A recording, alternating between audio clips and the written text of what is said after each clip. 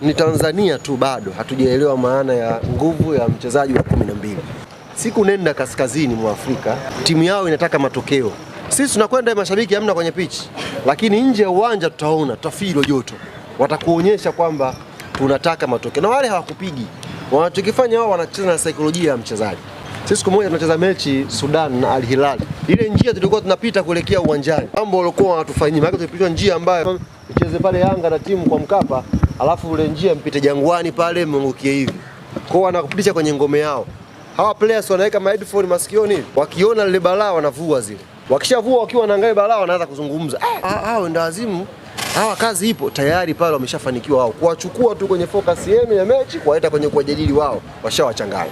Kwa hiyo mkienda kwenye mechi, Warabuni hapo hamna mashabiki. 100% hiyo ni advantage, utakiwa kuichukulia poa. Kwa hiyo sisi tunahesabu kama faida kwa sababu tunao uwezo huu wa kumfunga FAR Rabat kwake.